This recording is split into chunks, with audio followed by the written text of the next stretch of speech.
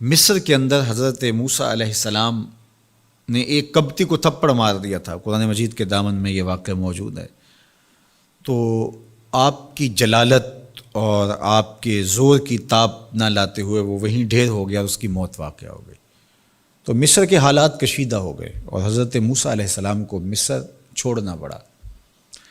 تو وہ شہر مدین کی جانب جا رہے تھے کہ راستے کے اندر ایک کنواں تھا، وہاں کچھ لوگ اپنے جانوروں کو پانی پلا رہے تھے۔ تو حضرت موسیٰ نے دیکھا کہ دو پردہ دار خواتین ہیں، وہ اپنے جانوروں کو ایک سمت لیے کھڑی ہیں۔ سمجھ گئے کہ مردوں کے ہجوم میں آنا نہیں چاہ رہی، ان کا حیا مانے ہے۔ تو آگے بڑھے اور ان کے جانور ہانکے اور ان کو سیراب کیا اور پھر ان کی جانب ہانک دیے۔ وہ واپس گئیں اور اپنے والد بزرگوار سے کہا کہ ایک سالے نوجوان جس کی آنکھوں میں شرم و حیا تھا، اس نے ہمارے ساتھ یہ مہربانی کی۔ تو ان کے والد گرامی نے کہا کہ جاؤ اس کو بلا کے لاؤ۔ قرآن مجید میں اس کا ذکر کیا گیا، فجاءتہ احداہما تمشی علی استحیاء، ان میں سے ایک خاتون حیا میں سمٹی ہوئی حاضر ہوئی۔ اس نے کہا کہ ہمارے والد گرامی آپ کو بلاتے ہیں، آپ نے ہمارے ساتھ جو مہربانی کی ہے اس کا وہ اجر دینا چاہتے ہیں۔ تو حضرت موسیٰ علیہ السلام ان کے ساتھ چلے گئے، اور جب گئے تو یہ گھر تھا حضرت شعیب علیہ السلام کا، اور یہ صاحبزادیاں حضرت شعیب علیہ السلام کی تھیں۔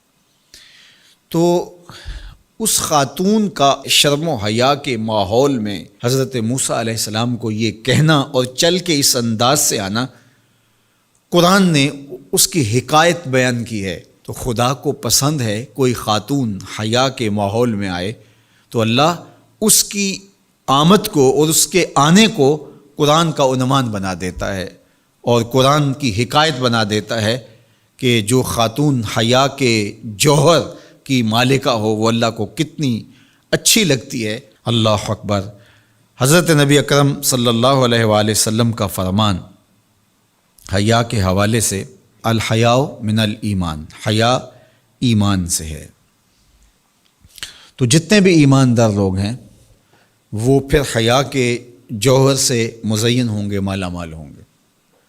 آپ دیکھ لیجئے، سب سے بڑے ایماندار تو میرے اور آپ کے آقا مولا ہیں، اور حضور کمواری لڑکی سے زیادہ حیادار تھے۔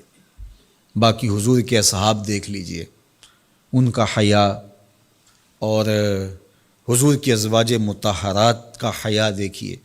ام المومنین حضرت عائشہ رضی اللہ تعالی عنہا فرماتی ہیں کہ حضور کا جب وصال ہوا اور حضور میرے حجرے میں دفن ہوئے، تو میں جب حضور کی قبر انور پہ جاتی تو معمولی چادر اوڑھ کے چلی جاتی، اس خیال سے کہ میرے شوہر ہیں۔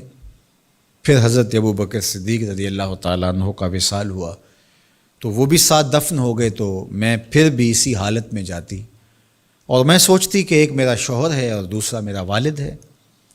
کہا پھر حضرت عمر رضی اللہ تعالیٰ عنہ کا انتقال ہوا اور وہ بھی ساتھ مدفون ہوئے۔ تو حضرت ام المومنین فرماتی ہیں کہ اب جب میں جاتی تو میرا جانے کا انداز مختلف تھا۔ فواللہ ما دخلت الا وانا مشدودۃ علی ثیابی حیاء من عمر۔ کہا اب جب بھی میں جاتی تو خوب اوڑھنی اوڑھ کے اور چادر لے کے جاتی، مجھے عمر سے حیا آتی۔ یہ ام المومنین کا انداز زندگی ہے۔ مخدرات اسلام کو اس سے سیکھنا چاہیے۔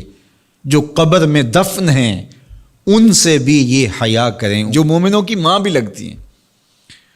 اور آج یہ دلائل دیے جائیں کہ پردہ تو جناب دل کا ہوتا ہے، چہرے کا پردہ تو نہیں ہے۔ باقی کسی کو اپنی آنکھ میں شرم پیدا کرنی چاہیے۔ عورت کو کیا ضرورت ہے کہ وہ اپنے آپ کو ڈھانپ کے رکھے؟ اب ام المومنین کا عمل یہ ہے کہ فرماتی ہیں کہ میں اپنے آپ کو خوب سمیٹ کے جاتی حیاء من عمر۔ عمر قبر میں ہیں لیکن ام المومنین فرماتی مجھے پھر بھی حیا آتی۔ اور حضرت سیدہ طیبہ طاہرہ حضرت فاطمہ الزہرا رضی اللہ تعالی عنہا نے کہا کہ عورت کے لیے بہترین پردہ یہ ہے کہ اس کو کوئی غیر مرد نہ دیکھے اور وہ غیر مرد کو نہ دیکھے۔ تو جب یہ ہمارا دین ہمیں سکھاتا ہے اور حیا کا یہ سبق دیتا ہے، بڑوں سے حیا کرنے کی تلقین کی گئی، اللہ سے حیا کرنے کی، اس کے رسول سے حیا کرنے کی تلقین کی گئی۔ صحابہ فرماتے ہیں بعض اوقات ہم کچھ پوچھنا چاہتے ہوتے تھے اور حضور کے حیا کی وجہ سے ہم ایک عرصہ تک وہ بات نہیں پوچھ پاتے تھے۔ آج دادا کے سامنے بچے جس طرح بات کرتے ہیں اور جس طرح بچوں سے حیا کا جوہر ختم ہو گیا ہے اور اس کو وہ تہذیب نو کا کرشمہ سمجھتے ہیں اور جدید دور کی کرامت سمجھتے ہیں، یہ دور جدید کی کرامت نہیں ہے، یہ جاہلیت ہے۔ بڑوں کا احترام اور بڑوں کی عزت یہ زندگی کا جمال ہے۔